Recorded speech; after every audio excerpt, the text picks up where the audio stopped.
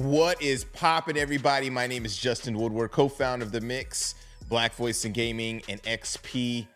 Thank you guys for joining us. We have another Black Voice in Gaming showcase that we are presenting to you courtesy of the Game Awards. So shout out to the Game Awards and all of our hosts, Christine, Derek, and Destiny. Of course, you guys are so awesome. I mean, we got tons of games. We are showcasing a musical guest. It is going to be a great day in gaming and supporting the culture. So without further ado and prolonging things, let's get the ball rolling.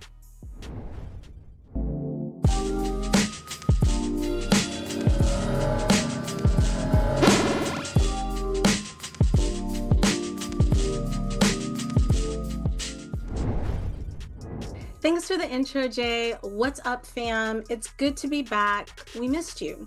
So we're popping back in before the year ends. We're working with the Game Awards to wrap up this year, and we're taking a look at some of the things we've accomplished as a community from past to present. So we're checking in with some of the dope guests and adding some surprises to the In the Ear with a bang. Let's be real though. BVIG is about celebrating Black achievements in the game industry year-round.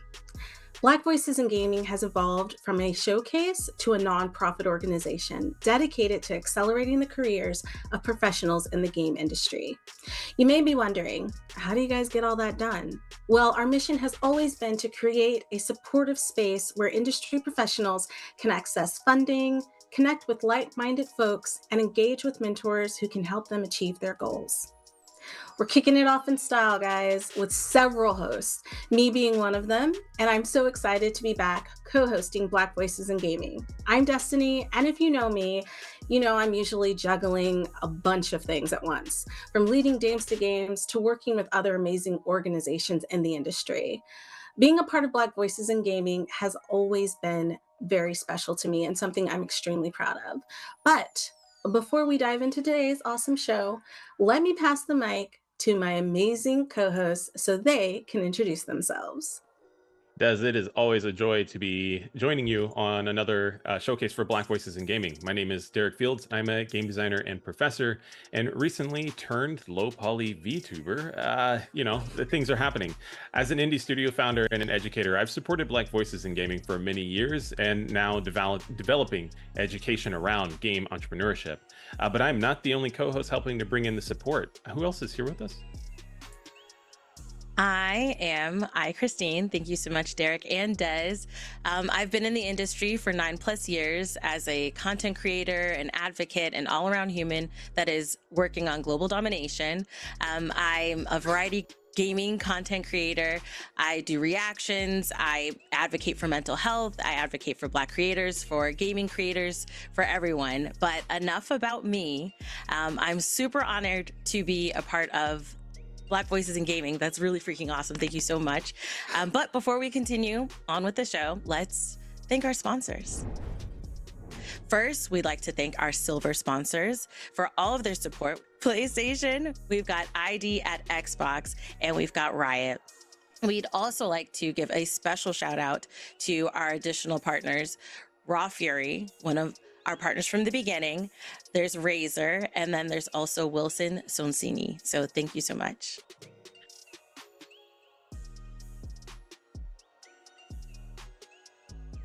That's right. And while we're at it, let's not forget our broadcasting partners. Those include Twitch Gaming, IGN, GameSpot, and Steam.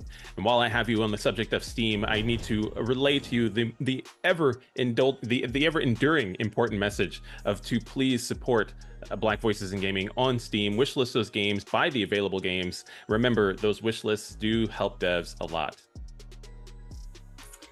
Ooh, that was a lot. Okay, so I'm going to roll back in with just another quick announcement before we jump into the showcase. If you want to donate to Black Voices in Gaming's PayPal, here's your chance. Also, if you want to check out some of the dope merch we have, hoodies, t-shirts, hats, keychains, stickers, make sure to check it out on our website. And remember to follow BVIG on all of our social platforms. That's Twitter, that's Black Voices in Gaming on YouTube and Instagram, and we're on Blue Sky now, so go check us out there. Now let's get into it.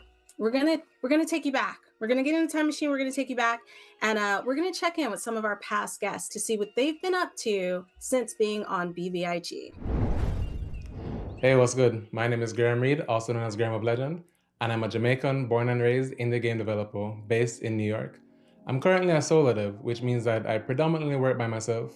From the business side of things to art direction, programming, all of that is all just me. I have a few collaborators though, especially Fat Bard, who does all the music and sound for my game. As for my games, I made a few mobile games in the past, and most recently, I released a game called Super Space Club, which is a dope, vibes-filled space shooter, which came to Steam and Xbox. My latest game is a tiny little game called Orlands, which is a cozy island builder where you build bespoke little lands for quirky little characters. You know, it's just supposed to be something that's, unlike Super Space Club, which was very hectic and action-based, it was still zen, but, you know, very much score-driven. Orlands is just something where you're supposed to just chill. You're supposed to just relax and embrace your inner creativity. Now, as an island boy, I never really knew much about the game industry, at least not behind the scenes, because I grew up playing games since as far as I can remember. I grew up playing Super Nintendo and came straight up. And I always used to read EGMs. I used to be on G4 every day, watching X-Play, all that stuff. But as far as making a game goes, I never really knew how that worked. I thought you had to be, you know, in a big company over at Nintendo or Sony or something. But it turns out you'd have to do any of that. But I, as a child, just didn't know that. I didn't have a face like mine, a voice like mine, a Jamaican, a black person, someone who is an immigrant to this country. I never had anyone to look up to like that. And that's why I think it's important that I'm here now, I have friends here now who are doing this and showing up for the future generations. So that way we can just make a future where we're all represented, where our voices are all heard, our stories are told, our culture is shared. And speaking of Black voices in gaming, I'm really happy they exist because without this group, there's so many people I wouldn't have known, so many dope developers, so many just cool faces all around. They are fighting for people like me to have a voice, to have a say, a space at the table, a seat at the table. And it's just very valuable, and I'm really happy for that. As a culture, I feel like we're always adding our own special sauce to things. And we need more of that, right? We need more just culture, more dope things from all around the world. And with spaces like this, I think that helps to elevate all of our voices. We need games that are for us, by us. That way we can share our games, share our culture, share our narratives to people that we are represented, we can feel seen, and also they can learn from us, you know? With all of that said, I'd love if you could go and wishlist Orlands on Steam. It'd mean the world to me. And yeah, just follow me along my journey. Let's make it happen. Peace. Hey, I'm CryoGX. I'm a solo developer working on my upcoming 2D platformer, Avid Neon. I'm an artist, musician, programmer turned game dev. I've been making stuff for fun as long as I can remember. And I became a solo developer because I both wanted to make good on my childhood dreams, and because I don't trust the industry, any industry actually, to not chew me up, spit me out, or otherwise attach strings to my passions, success, and overall well-being. To me, a voice is simply your intention as a creator. Everyone has one. To be heard is to let that intention come through, as intact as possible, ideally without feeling that cold hand of corporate interest running down your back the entire time. In my opinion, this is where Black Voices in Gaming excels. It's helping small marginalized creators like myself make the things that we intend to make without stifling us for their own interest. This help includes things like funding, establishing connections, and general wisdom from people from all aspects of the industry who are much more experienced and wiser than I am. And that's where the main impact of all of this is for me. It's restoring my faith in the games industry at large. It feels great to know that all of these similarly creative people are trying their hardest to make the games industry more accessible to those qualified and more consistent to actually stay in. Y'all ever see those Dark Souls Humanity Restored memes? Prime example. There are so many creators out there like me who represent by simply existing with their interests and passions.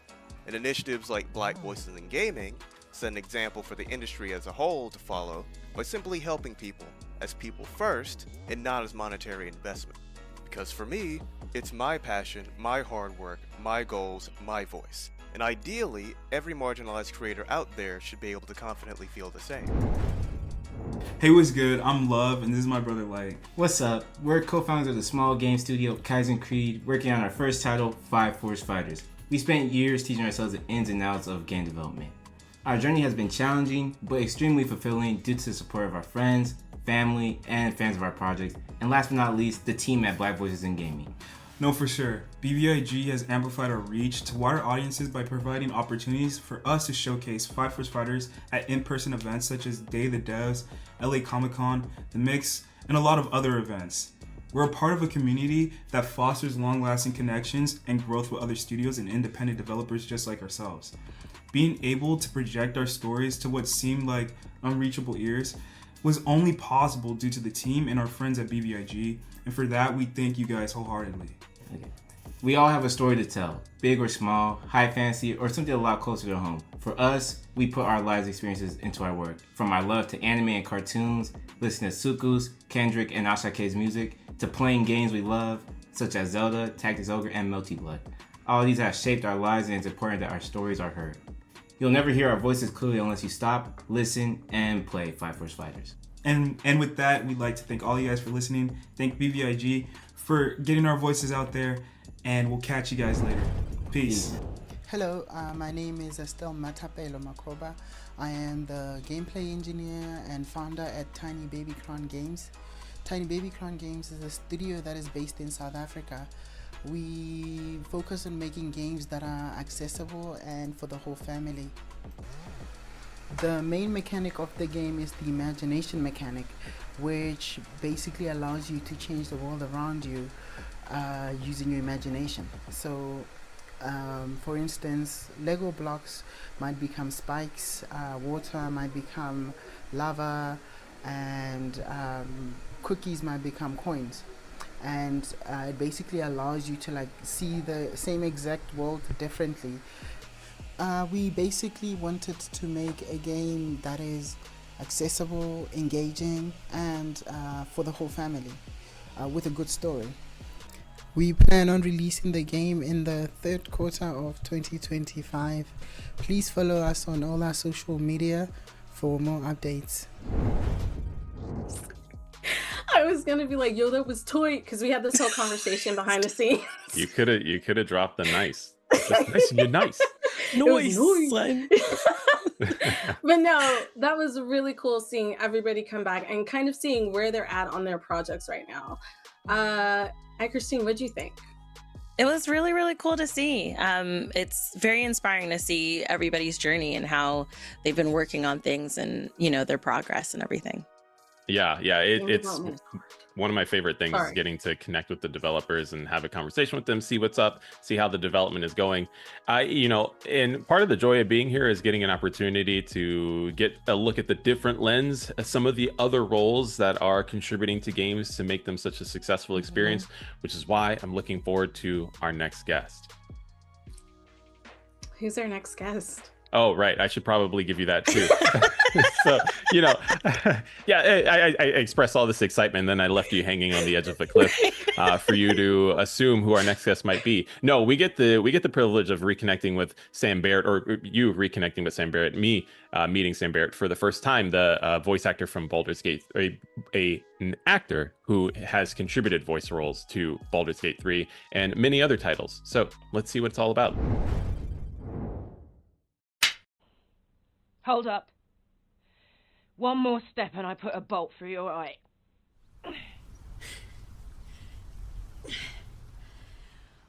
Well, I'll be God's damned. The Blade of Frontiers. Thought I'd shaken you for good. But still, you can give me something that'll let me touch again, right? Safely. Yes, but... That's all I need to know. Do it. Please. There's the train! Can you get us any closer? I'll try. Hey, you've earned this. Don't you forget that. Besides, didn't you want the chance to show those losers in accounting how it gets done? You're right. It just doesn't feel real to me yet. You're just too used to being underestimated and ignored by a bunch of relics in their stuffy suits. Talking of stuffy suits, here comes one now. Ladies, how are we this fine morning? Morning, Phil. I'm Samantha B. I'm a performer, and I played Thomasina in The Excavation of Hobbs Barrow. A pixelated, point-and-click, cozy, Victorian folk horror of a game. How does one even attempt to describe the indescribable? What actually inspired me to apply with this project that most people haven't heard of is the fact that I was longlisted as a performer in a leading role for that. I'm still taken aback that people noticed it because, you know, our marketing budget versus a AAA budget, and the members saw it and voted for it, and I'm eternally chuffed. My name is Thomasina Bateman. I'm here to visit a local landmark, Hobbs Barrow. Surely you don't believe these tales of goblins and curses to be true. Is there a single barrow in England that doesn't have some ghastly tale attached to it? Hey everybody, we're back and I'm excited to introduce our first BAFTA nominated for performer in leading role, Samantha B. You may know her from some of the games like Baldur's Gate 3, where she played one of my favorite characters, Karlach. She also played Thomasina in Hobbs Barrow and other games including Demon Souls and Solitaire Conspiracy, and most recently, Locomotive. Sam, thanks so much for taking time to be here. I'm super excited to talk and chat with you again. How have you been? Thanks for having me. It's been quite a whirlwind, hasn't it? We were just saying we last spoke in March, which is 1,000,000 years ago, technically. The BAFTAs had just happened. So yeah, I'd say it's slowed down a bit. That's because I've kind of got off the hype train to have a little breather for the next month. And then I've got to get back on the hype train and I'll be back in the States doing more cons and everything. It's just very exciting. Yeah, it's been wild. That's one way of putting it. It's been quite a time. That's good though, right? Like, we want it to be wild, and we want it to be good. We gotta treasure them, yeah. Yeah, But, absolutely. No, it's the actor thing. It's the hurry up and wait. You know, you literally wait years for this sort of thing, and then it's like 10 years in 1 year. It's just all in one. Go. So yes, I'm very appreciative of it. Everyone's been so, wonderful. It just can be quite overwhelming sometimes. But, Right. You're famous, baby. You're famous. This is true. And I'm really grateful that we were able to catch you for yet another beat, between all of the busyness. It's a busy season all around. And without that, I'm glad we're getting able to take the opportunity to talk to you and talk a little bit more deeply about some of the acting aspects when it comes to gaming and when it comes to how you perform as a voice actor. I'm going to get right into the hard questions, the hardest of them all, and that's, what's your favorite color? Let's dig in. I do want to dig in and understand, what it takes to be a voiceover artist and perform in the capacity that you do. And so, of course, the highlight, your performance as Karlach in Baldur's Gate 3 is a fan favorite. Their fiery spirit and heartfelt depth, I think, resonates, undoubtedly with a wide audience. Would you care to explain how you approached bringing such a complex and multifaceted character to life? Specifically, were there any personal experiences or backgrounds that you might have drew from to perform in that role? Sure. So I think just at the get-go, really, I should make it very clear that I'm an actor. I'm not a voice actor. I'm not a voice artist. If you're getting one voice with me, you're getting maybe 5 voices with me. I just worked with 2 guys yesterday who would describe themselves as voice actors, and they're working every day because they'll do 20, 30 voices for a video game. I'm going to do 1. So, and most of us are Shakespearean trained. In the UK, it's a very different market. In the US, you can make a living from voice. It's just more work. Not so much. We haven't got the dubbing, ADR, that work to sustain somebody. So traditionally, we train in theatre, which for someone like Baldur's Gate is brilliant because that was fully mocapped by the same actors. Yeah. It's fair to say it's a truly collaborative experience as well, because we had a team of engineers, directors, writers, devs, obviously, testers. And the way the pipeline worked is, you do a bit that gets sent off, approved, not approved, and then you build on that, you iterate on that. But even within the acting process, it wasn't something that happened either before or after we came along. I mean, what does it take? Wow. I mean, a lot of empathy and imagination, I think, with a fantasy character like that. As much as I'd love to say that I have loads in common with Karlak, I don't. As you can imagine, I used to lift quite a lot, but I wasn't as stiff in the shoulders as I decided to make her. I'm more of a legs day person. Yeah. But she is an interesting one. I think when I first read the script, I could see trauma was going to be the heart of everything she does, including the jokes that she makes all the way through, because I knew that, I guess for her, being they're not going to be open about that. Oh, by the way, this is what's happened to me. Because I think in her eyes, at least, she thinks she's a liability.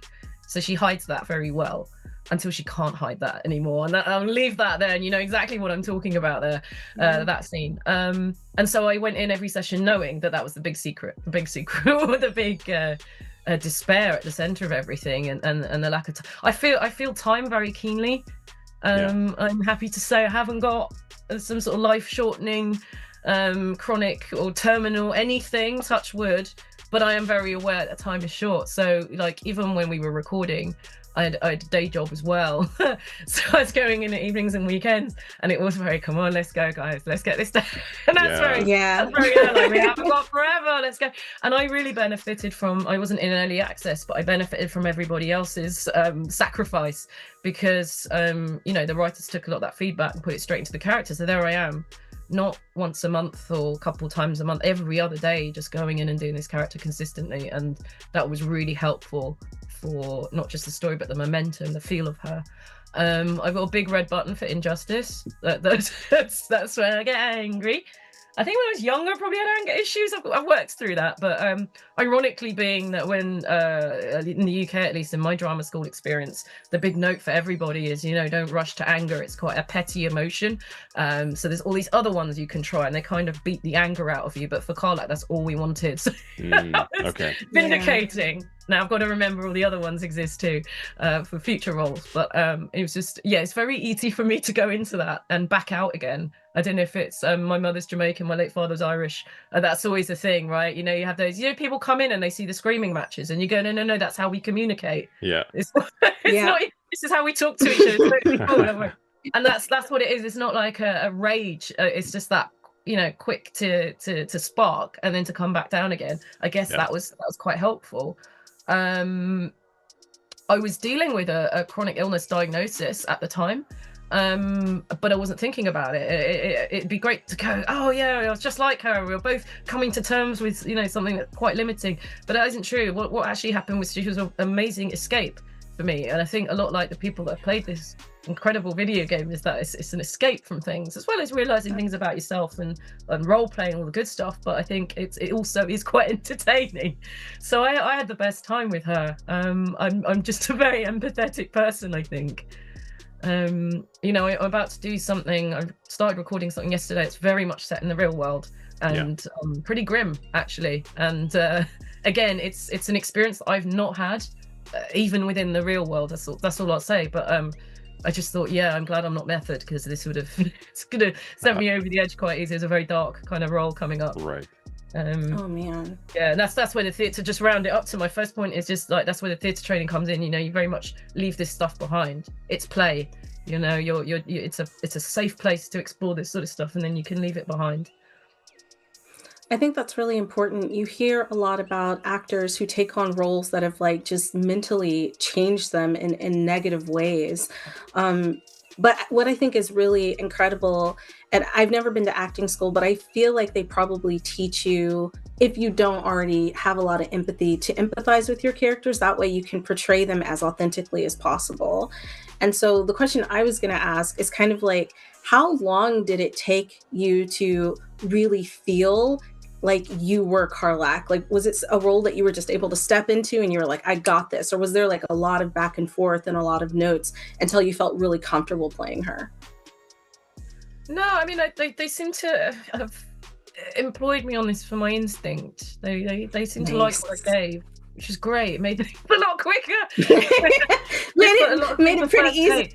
But I think that was across the board. There isn't that sort of time. Of course, every video game is so different, more so than within film and theatre, like, because it is asking you to use, like, so Baldur's Gate, I can't work out whether that's more like film or theatre because, okay, so it's a black box, you're not in the costume, you look nothing like the character, it's all in the physical, it's all in the mask, in the body, I use lab and efforts, all of that sort of thing. But you've also got cameras everywhere. You're also doing it one line at a time. There's no follow through unless it's a big monologue or something. So it's asking a lot of you.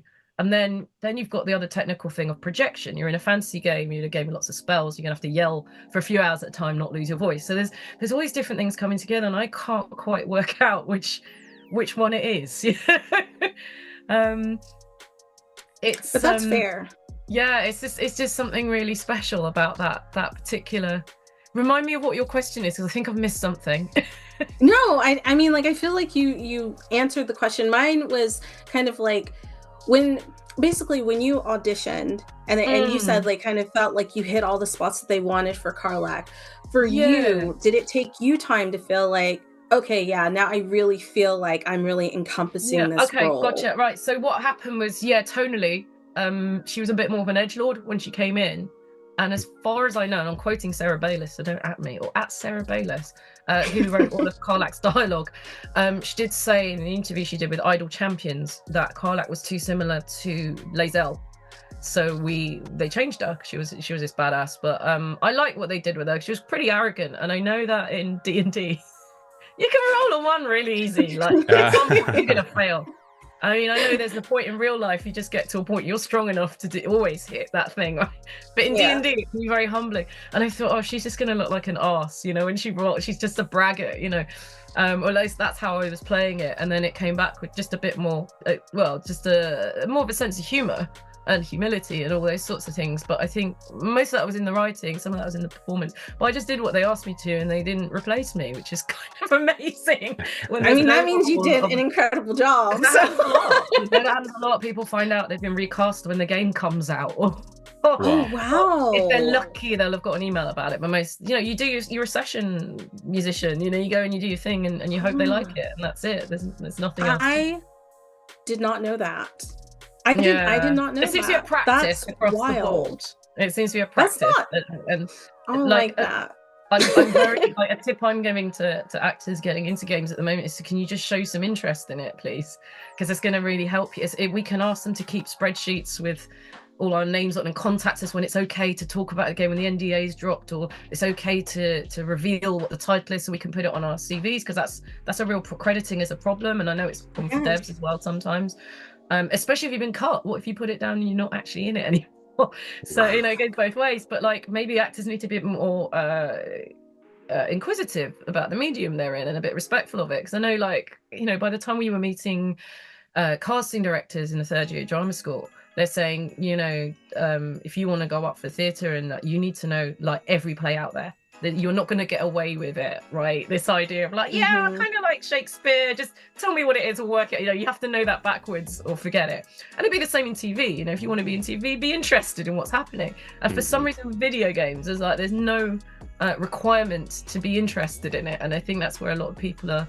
Okay, and I know, like, there's an over use of NDAs to the point where you signed an NDA and they're still not telling you what you're in. I like to call the double NDA. But a lot of the time, I did Demon's Souls remake, and they didn't want to tell me what it is. I was using there was a third party. I wasn't directly working with Bluepoint, and it said you died, and I'm going, is this a Souls game? And they're like, it's a Souls game, isn't it? It's called Souls. I know what it is. Thank you very much. I'm still not going to tell anyone what it is. So I sort of wish that actors would just be a bit more prepared, because you can have all the performance and the instinct, but if you don't know you're in it until someone tells you that your trailer was at the Game Awards and they think they recognize you, which happens to everyone, by the way. Everyone has had that experience. Wow. Well, they used to. Yeah. So we're even with the union in the UK, Equity, which is the actors union in the UK, we're trying to get some guidance down, especially when you've got a medium that people who are involved in it are not participating. Yeah. Yeah. That You know, is wild. I'm sorry, I didn't mean to cut you off. I'm still like just blown away that like sometimes you guys don't know until someone else is like, hey, I heard your voice in this trailer. Most of the time for most actors. The only other person I know who's able to deduce is Ben Starr. He's a massive nerd. Between the pair of us, we'll work it out. We will work it out. It's a surprise now when you get a role and you go into record. I'm talking like one session, you know, like, because again, I'm not playing 5-10 different voices. I'm doing one part, so I'll do one session a lot of the time, and the surprise when they tell you what it is sometimes. Oh man, that's great, lovely. Yeah, I've played those. I know, I'm a fan. Right. Yeah, thank you. Right.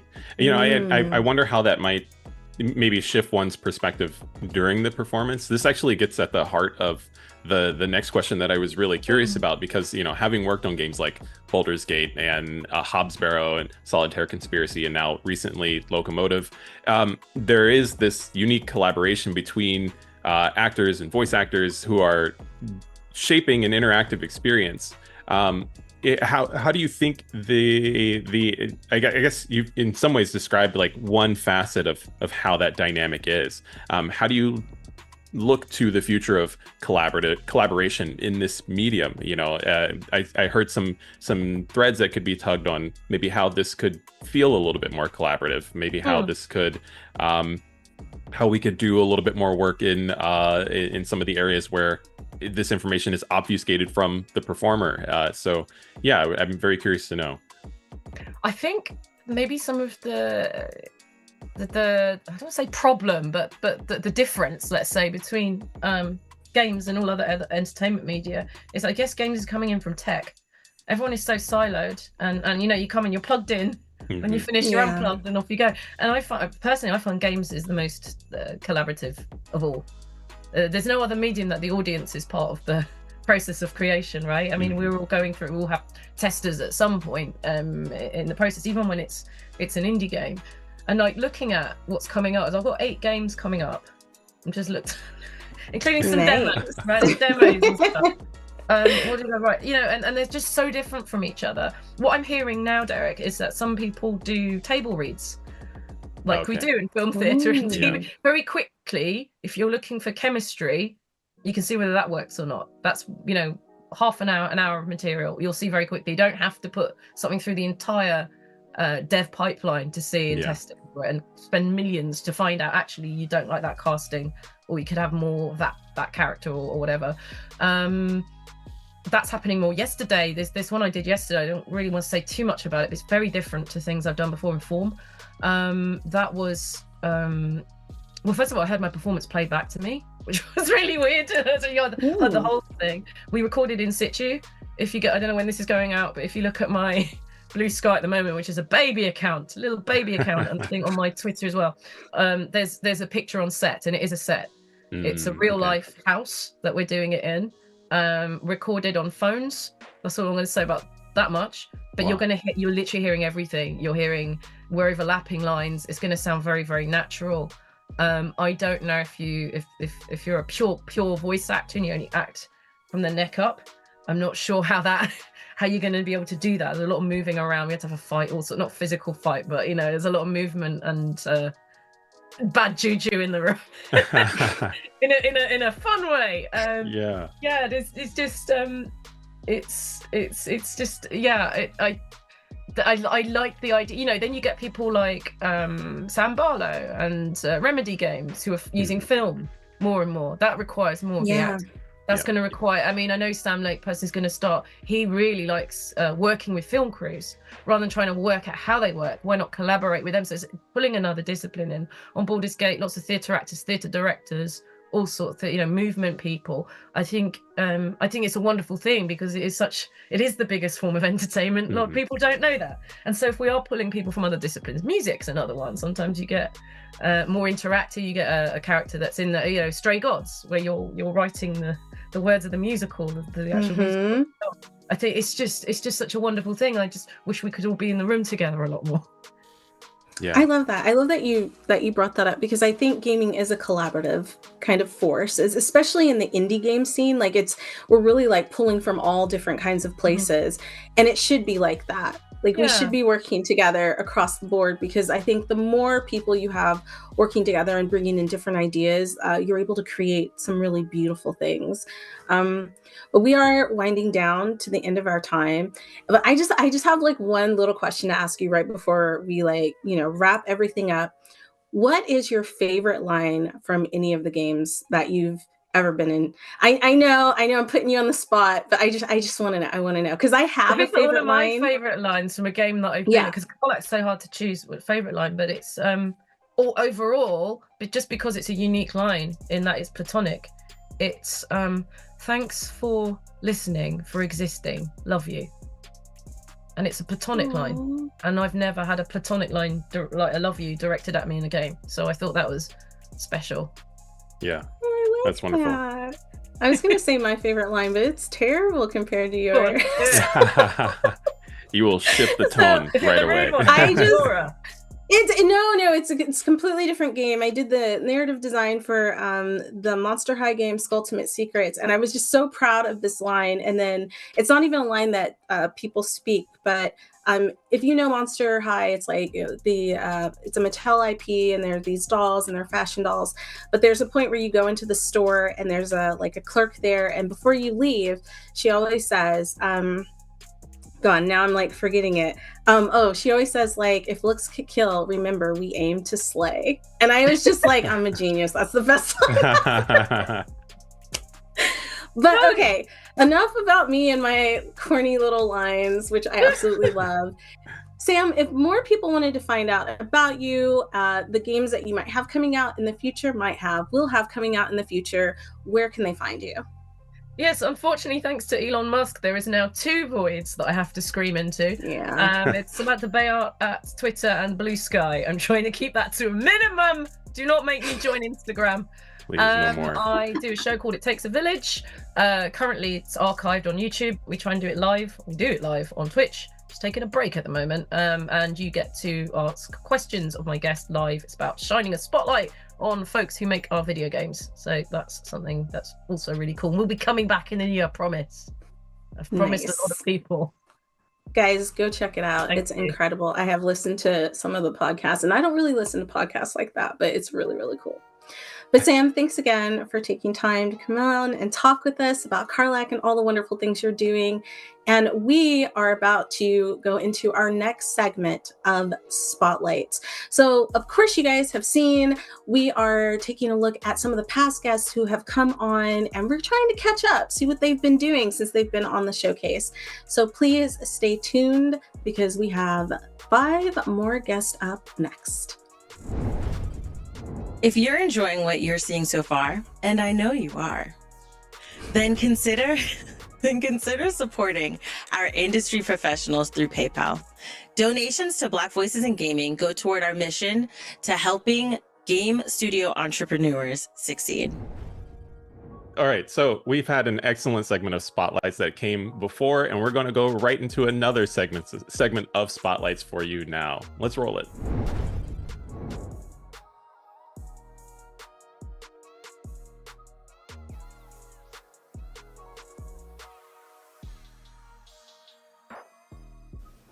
Question: what was the worst nightmare you've ever had? Now imagine that you're stuck in that nightmare. No escape, no way out, no way to wake up. Naturally, you're probably gonna freak out, which is totally fine, pretty justified. It's okay to not be okay. But the thing is, when you're not okay, how do you move forward? And that is the question at the heart of She Dreams Elsewhere, a surreal adventure RPG based around dreams, nightmares, and finding hope in the darkness. You play Estalia, trapped in a twisted dreamscape where she must confront her inner demons, unravel how she got here, and, if she's lucky, uncover a way to finally wake up. It's a deeply personal story that explores real-world themes such as mental health and self-identity, blended in strategic turn-based combat, mind-bending levels, and a visually striking world that's just begging to be explored.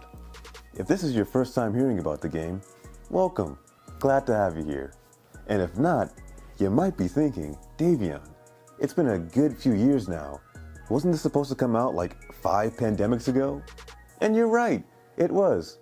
But I'm terrible at time management, and so here we are all these years later. Look, I know it's been a long time, but I poured every ounce of blood, sweat, and tears into this game, into making it something truly special. It's not done yet, but we're in the final stretch, and the game will finally be in your hands soon. She Dreams Elsa will be launching on PC, Xbox Game Pass, and Nintendo Switch sometime soon. In the meantime, if you like what you see, go ahead and give that wishlist button a little smooch, tell all your friends, and follow us on social media for future updates. Until then, thank you all for the love and support. Have a safe and happy holiday season, and I will see you in the new year. Hey everyone, my name is Evan Washington, and I am an artist here in the video game industry here in San Diego, California. I've been in the industry since about 2007, I'd say. Started off doing QA for a mobile team, then eventually got into the console space doing QA, and then from there made it into the art department at one of PlayStation's scan teams here out in San Diego, and was doing that pretty much on and off since 2009. So I've had a lot of experience working on some of PlayStation's bigger titles like Spider-Man, Last of Us 2, or Death Stranding. I definitely have worked on some pretty interesting titles, and hopefully you guys out there have enjoyed some of them.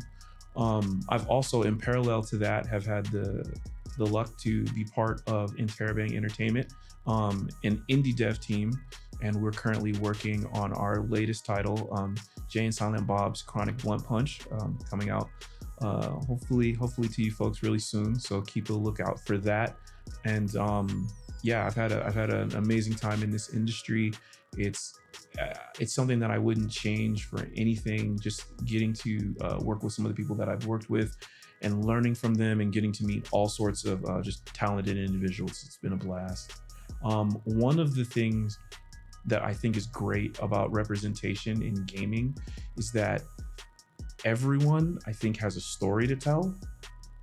And this is a medium in which I think anyone can tell it, anyone can create art, and anyone can participate. So thanks, Black Voices in Gaming, for letting me be a part of this. Thanks. Hey there, I'm Glenn Henry, face and fingers behind Sprite Wrench, a solo game development business based in Kingston, Jamaica, in which I make games that make you think and feel. Through Sprite Wrench, I've had the pleasure of working on titles such as Shiny Gauntlet, Grim and Tonic, and On the Peril of Pirates. And the driving force behind my work is to showcase that there is a sustainable path and place for Caribbean creators in the wider gaming industry. Right now I'm working on Sunken Stones, a turn-based puzzle strategy game about pirate captains, their crew, and cursed treasure.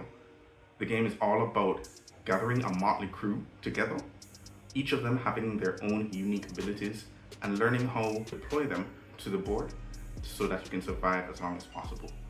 And it's quite tough. If that sounds interesting to you, feel free to check it out on Steam and wishlist it today. In the meantime, check this out. Sunken storms, treasures to find, with courage and fortune in every kind.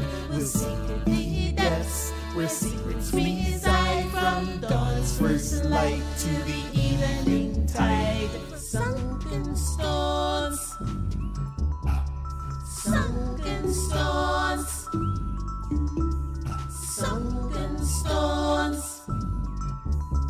Sunken storms. Hi, I'm Indigo Doyle, creative lead at Pushing Vertices. We're from Canada and we're creating Roller Girl. Picture it, summer in the mid-2000s. You're a teenager rollerblading around a quiet town looking for an escape. You have your trusty MP3 player that holds the soundtrack of your life and shapes the world around you. Run errands for quirky neighbors, get entangled in small town drama, and discover local mysteries. It's a small town adventure just waiting to happen. One of the key features of Roller Girl is the way music affects the world. In-game, when upbeat music is playing, we emulate that feeling of your favorite song playing and everything feels electric and lighter and brighter. And in contrast, when downbeat music is playing, the color starts to drain from the world, it starts raining, the world around you really shifts to match whatever you're feeling. The interactable objects will also react to your music, and NPCs will provide different visual cues and dialogue options to offer you an in-depth experience of this layered world. The unique movement style of rollerblading allows you to pick up speed but also explore on a more granular level by going on people's porches and sneaking into their backyards. I've been rollerblading for as long as I can remember, and I love that feeling of being able to just coast down the street, which is what we're really excited to bring to you through Roller Girl. Seeing the way that people react to our content online has been really inspiring. It was amazing to see people get hyped to see a Black character in a cozy game. As a team, we love being a part of a community that makes the world more relaxing and delightful. Roller Girl is still in development, and we'd love to share our journey with you. You can find us across social media at Roller Girl Game, and also join our mailing list for exclusive updates. Thanks. Hey guys, we're back, and just like Christine said earlier, if you like what you see, make sure you support us and the industry professionals on today's show by donating to Black Voices in Gaming. All of that goes towards lifting up our community and building a foundation that will support generations to come. I'm pretty excited because the next guest is a musical guest, and this is the first time we've ever done this, and they were so awesome. They were nice enough to write a song for our little showcase, and I'm just really happy. I mean, they spent the time to do it, so I'm real emotional. I'm just gonna throw it to Derek right now. Yeah, you know, I love that we get to put the spotlight on other, I mentioned this before, but put the spotlight on other vectors, other specializations in intersections in the games industry, and games are not without music, and getting to put our spin on that makes it all the more exciting. So I'm really looking forward to our musical guests as well. Christine, you know, how do you feel about, you know, games and music and having our upcoming musical guests? Yeah, like you were saying, I'm always for collaboration. If you follow anything I've done, I'm always about putting people, especially at different intersections. I love seeing us do so many multifaceted. I am a addicted person to multifaceted people. I love watching them do and show the different facets of who they are and at showing and showcasing those different intersections. So yes, I'm really excited and I cannot wait to see how this is going to go. All right, guys. Well, you heard it here. So sit back, relax, and get ready for our interview with Baghdad. And then after that, check out his music video. Yep, nobody's ever seen it before. You're going to see it here first. It's about to be like a world premiere. You might call it a world premiere. World premiere. Don't get us started again. Okay. Yeah, stop. All right. Right. World ourselves out of here. Right. Hey y'all, welcome back. So I know I mentioned in the intro that we had some surprises for you, something new that we've never done before. Well, we actually worked with an artist who made an incredible song featuring all types of gaming genres and themes, and he was nice enough to come on and let us interview him about his process. So without further ado, I would love to introduce you guys to the multi-talented Baghdad. Hey, what is up? Thanks for coming on. Thanks for making time, because I know schedules were crazy, but how are you? I'm great. Thanks for that amazing intro. I've never been introed like that before, so I might have to hire you on the move everywhere I go. Yeah, no, I'll be your hype man. Yeah, I'm gonna need one of those. I'm gonna definitely need one of those. But no, I'm doing great. I appreciate the opportunity, being able to talk through it and actually connect more with y'all through this interview also. So I'm glad to be here.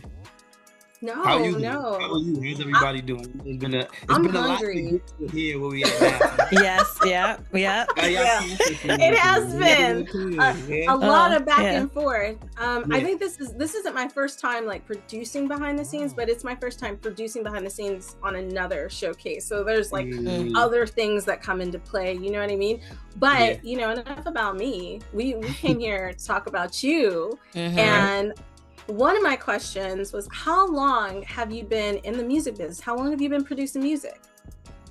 So professionally, I've been producing music or in the industry, if you will, for about 10 years. It really started off with focusing just on live performances because it was an era before it sounds like a cliche now because everybody says it, but before social media, even before like iTunes and the digital streaming platforms, where you had CDs, you had mixtapes, you had to go to these events or to these open mics to actually put yourself out there or meet artists and stuff like that. So yeah, the first at least 5-6 years it was really about like I built the band, we were touring around the city, and then now is the point where it's like, okay, we've been in the digital age, but literally just taking the live from that era and integrating into what's missing these days. Is like the IRL to the online experience, like translating the both, just like what we're doing here right now. So Right.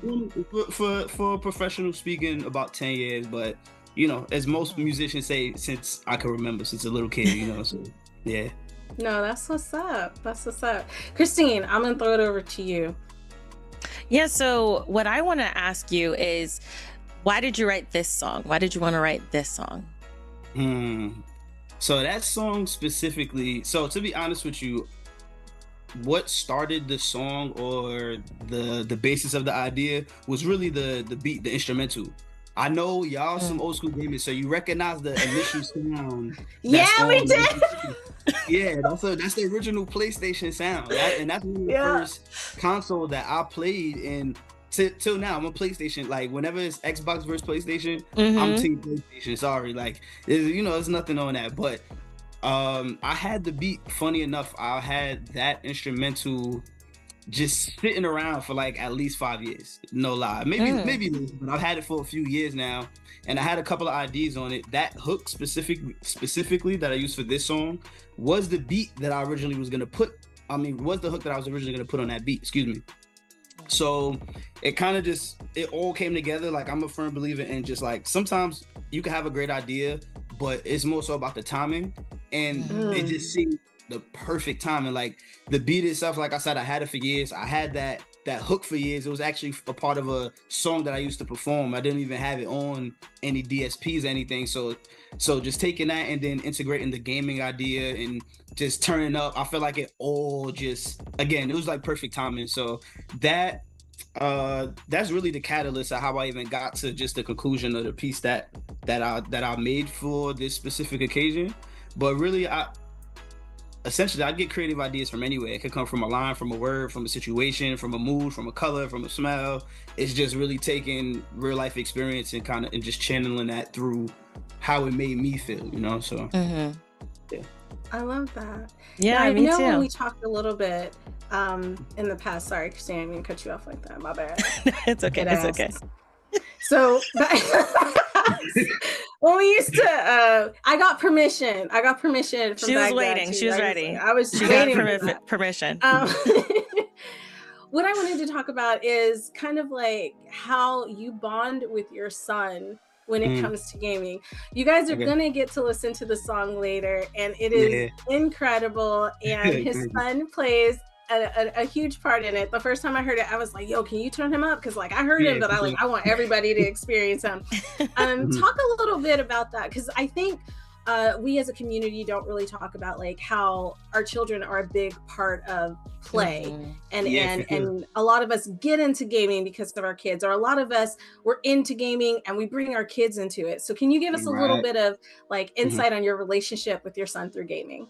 Yeah, for sure. It's funny because like I start to, even just reflecting on that question and just that stance, I started to realize that video games have become, at least for me, a generational connection. Because like I used to, when I was a kid, I used to play with my dad. We used to, again, on the PlayStation 1. The first video game I played, I remember it was my dad and my uncles. They all in a room around the TV. It's a lot of hoopla. I'm thinking they playing cards or dominoes or something, and they playing a video game. It's a fighting game. It's Tekken. I'm like, oh, let me play. Let me get some action. Let me see what that's about. I get on there and like call it beginner's luck, but I won at least 3 rounds in a row. I picked Law. And ever since then, Law was my guy. I'm like, anytime I need like to really, really fight in Tekken, I'm picking Law. But yeah, so it started, you know, that being a generational thing. But like with my son, my approach with it, because I have a son and a daughter, and they're both very different. I let them kind of lean into the things that they like, and if they really enjoy it, then I'm gonna push them in that direction, you know? So when it comes to video games, of course, as a kid, especially a 9-year-old kid, 10-year-old kid, it's like video games are amazing, especially now where you have Spider-Man, which is definitely one of our favorite games, where it's like you're literally living Spider-Man. Like we did the Spider-Man. Y'all know about the old Spider-Mans on PlayStation 2. Yeah. Horrible. So like, different. It's very different. Very, very different. Like crazy. So like, you know, for like even the mechanics of the games is just so ahead. So how me and him bond, we play 2K. We talk trash. He's into basketball, so we translate what we doing in the game. And I'm like, you see how he ran this play? This is how you play team basketball, so on and so forth. He's also loves doing art, like since at least 3 years old. Just letting him draw pictures and all that kind of stuff. So like another thing I'm leaning into with telling him is like, yo, you can develop your own video games, because he's also very creative. There's so many ways where it's like, I feel like the main thing isn't really pushing your child to do XYZ.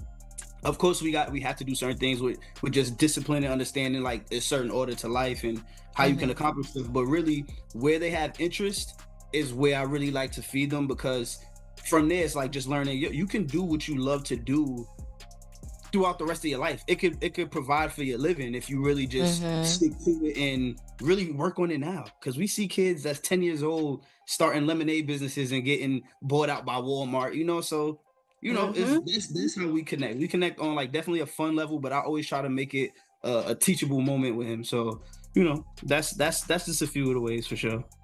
No, that's what's up. I mean, like that's why we have Black Voices in Gaming, right? Because we're building a foundation to like inspire those who come after us in future generations. Sure. So that's what's up.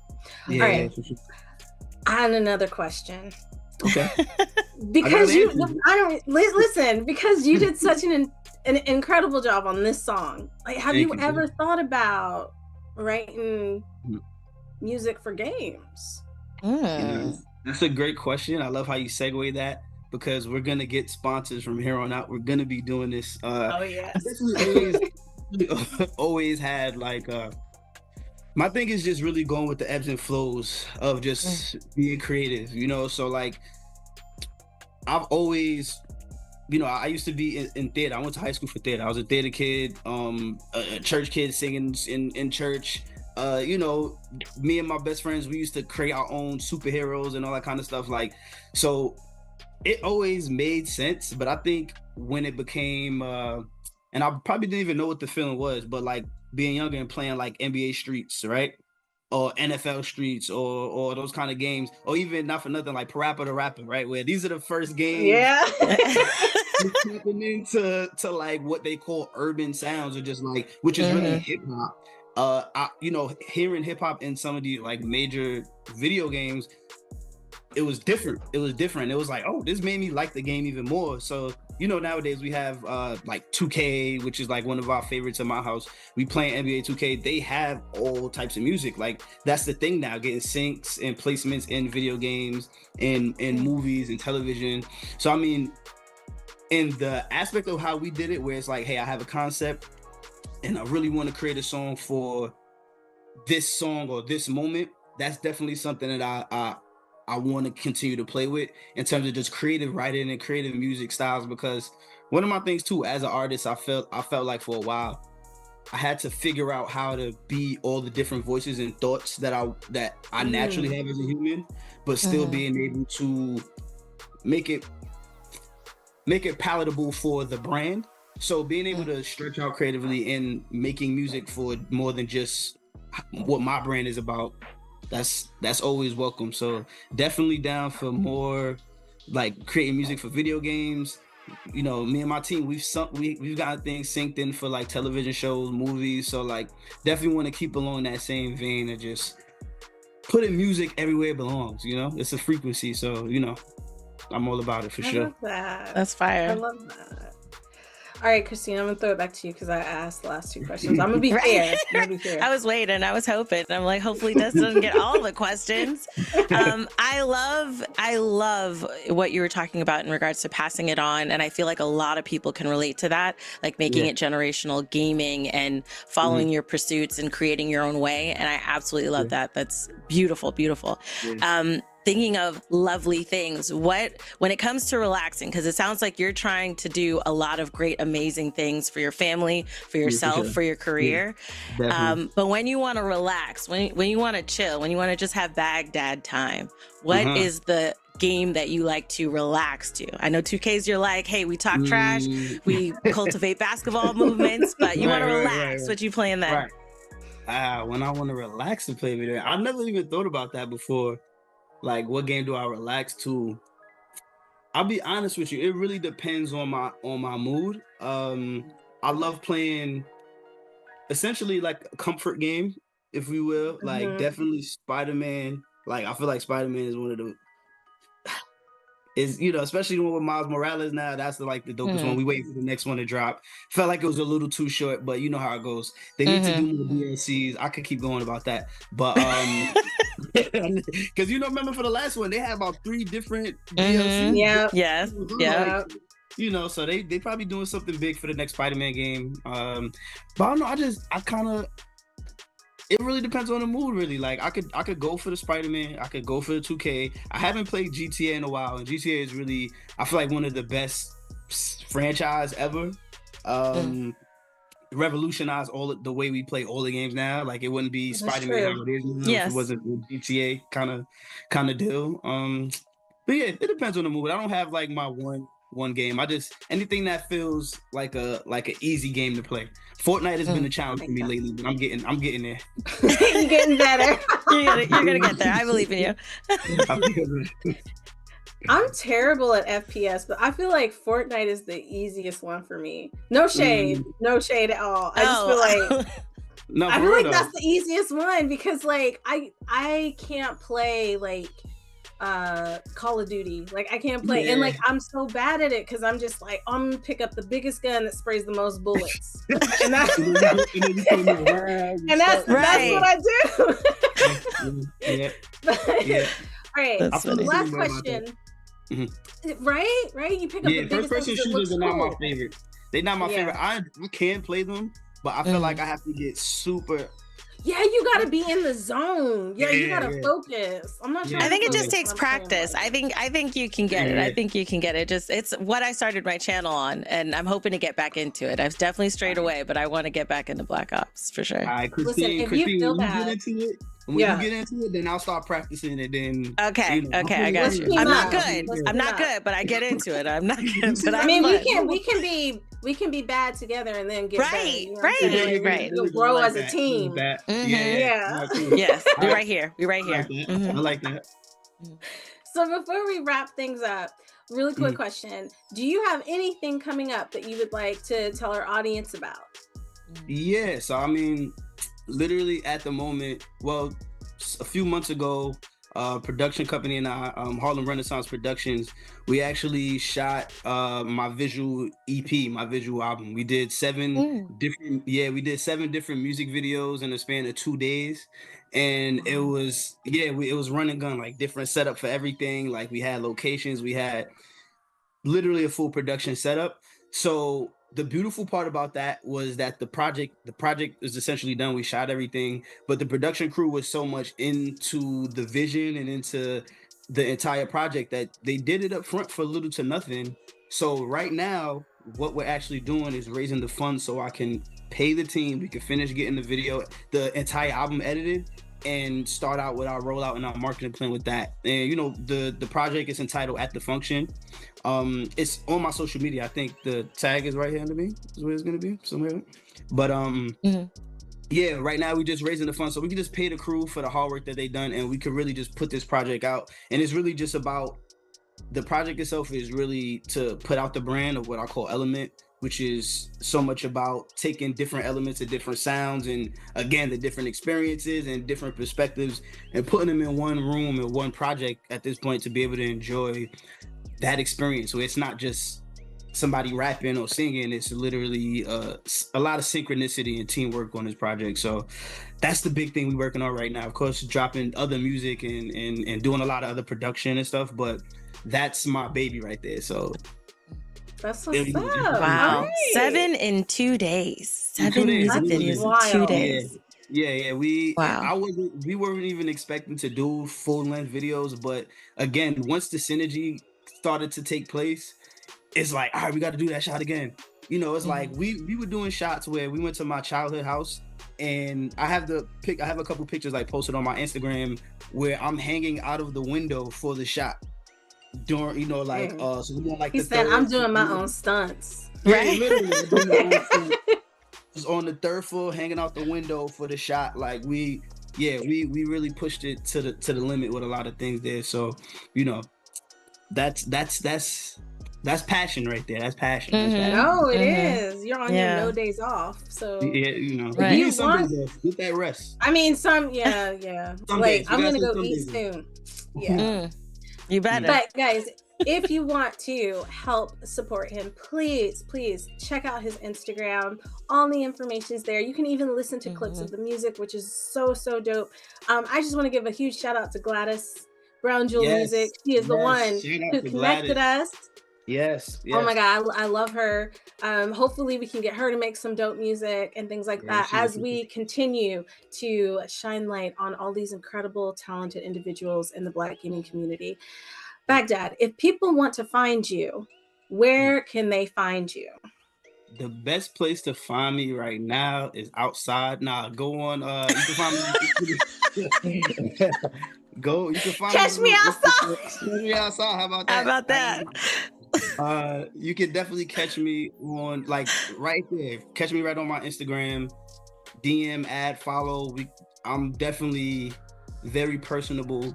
This is not an act. I am exactly this way off camera. So definitely reach out if you want to just get more information. I have like the link in my bio and all those kind of things. I also produce events, experiential events. My partner and I, we do a lot of styling and wardrobing. We do a lot of these things, but music is definitely the passion. So looking forward to connecting with everybody. And thank you again, Black Voices in Gaming, Tracy, Christine, Des, Derek, the whole crew, Justin, everybody. You know, I love what's going on. So let's keep building. Thank you. Thank you. Now, I know you guys have heard us talk about the video, but you haven't seen the video yet. So, right. I mean, we gonna drop it. So I hope you're ready for this. World premiere. It's about to come on. World premiere. World premiere. Stay tuned. Next up is Baghdad with his amazing video. What's the name of the song, Baghdad? I'm gonna let you drop it. Hey, it's called Squadron, Black Voices in Gaming. It's a collab featuring Marley. He calls himself Mazillion now, actually, so featuring Mazillion. All right. Check it out, guys. You will not want to miss this.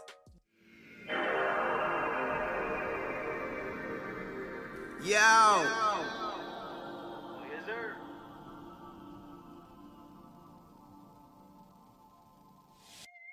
I go all in for my squadron. I go all in for my squadron. I go all in for my squadron. Back in the day, they used to say that crime pays. Now I'm in the game, EA Sports finna sign me. Computers be cheating, so I look at the game sideways. And that's Ninja Turtles, Mortal Kombat, GTA. I studied the game like I did it for my GPA. AA, what's the ETA? Gotta run a few plays for the day. My son great, Molly Mall, he gon' talk that talk. Sees pops putting on, so we know we gon' walk that walk. We shining the pressure, put weight on the lever. They say you live once, will advance to the level where bosses attend to. I was born in the city like Gotham. New Yiddy, big city, big problems. Keep cool when you storm on the squadron. Call of Duty when I'm dropping the bombs in. R1, L2, R2, left, down, right, up. Don't ask me about no cheat codes, my face stay showed up. My discipline is my power, they are not like us. We on Fortnite, pick up sticks, get light up. I go all in for my squadron. I go all in for my squadron. I go all in for my squadron. I go all in for my squadron. All in for my squadron. All in for my squadron. All in for my squadron. All in for my squadron.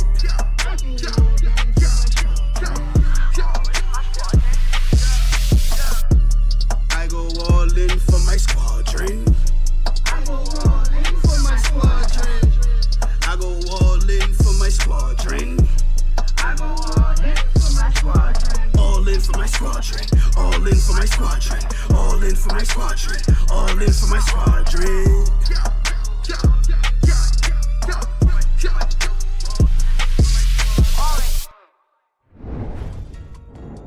Yeah, that was so good. I'm so glad that you guys got to check out the music video. He did an incredible job, and having his son come in and do some of the rapping and like just seeing them together playing games was such a vibe. What'd you guys think?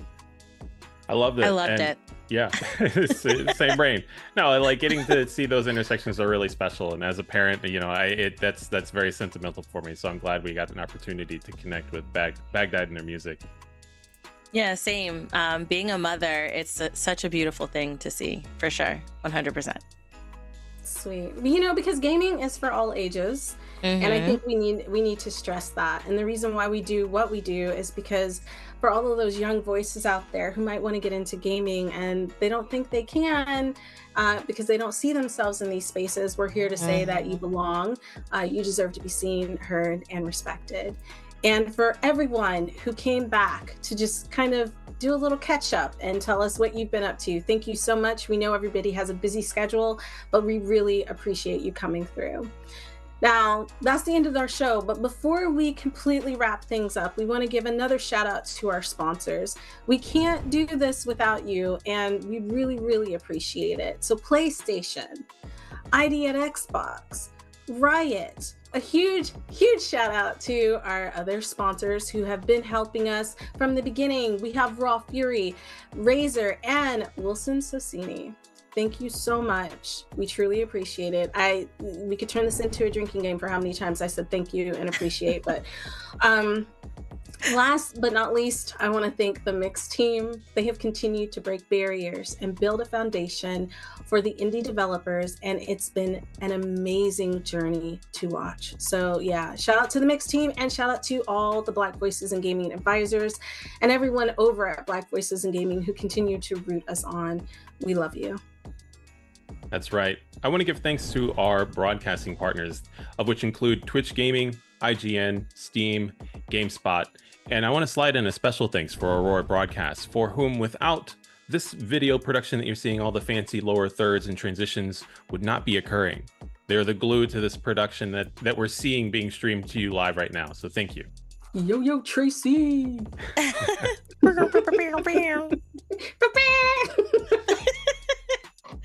And if you would like to, which I know you do, okay, because I know you by now, I know you, all right, you would like to keep up and follow Black Voices in Gaming. So make sure you follow on Twitter at BVI Gaming, Black Voices, on IG at Black Voices in Gaming, everywhere else, and check out the games on blackvoicesingaming.org. Also, don't forget to check out merch, BVIG shirts, all of the things. And I want to say a huge thank you to the entire BVIG team for letting me hang out with all of you today. You know, I love the work you continue to do to uplift all of us and the culture. I am like over the moon excited and honored and inspired by what you do. So thank you so much. Just super honored to be in the mix, pun intended. And I would love to do this again sometime. So, you know, give me a call back, you know, later if you can. Okay, that'd be great. If you'd like to check out more of my work, you can at I am Christine on all platforms. That's AYCHRISTENE on all platforms, or come through one of my live streams on my gaming channel at iChristine Games on YouTube and at iChristine on Twitch. And I can't wait to see you there. Thanks so much. That's right. I love that. I think the word of the day for this event has been collaboration. I've heard collaboration flowing in and out of these conversations, and I am a champion for it. I sincerely love getting a chance to speak and celebrate so many wonderful people, so many different talents and skill sets that are coming together to bring an exciting piece of media. These efforts are elevated by excellent co-hosts and all the support that BVIG receives to bring you an exciting showcase. If you want to find out what I'm doing in the now realized low poly VTuber form, you can follow me online at DAERHYK. I've decided to change my name, so it's all fancy now. But I also talk about games education, and video game entrepreneurship, leveraging some of my background as a 3D artist and educator. That's all from me. Oh, that's all for you. Okay, I guess it's my turn. And yeah, it's been great. I always love co-hosting this showcase. I always get to meet new people, have very important conversations, and we get to share them with you, our audience. And we want to thank you for tuning in. We also want to say thank you. Again, you could make this a drinking game, but don't. To the Game Awards for their continued support. Like we love the whole thing has been collaboration, and we love that the Game Awards is taking the chance to highlight some of these incredible people. So thank you, Jeff. Thank you so much.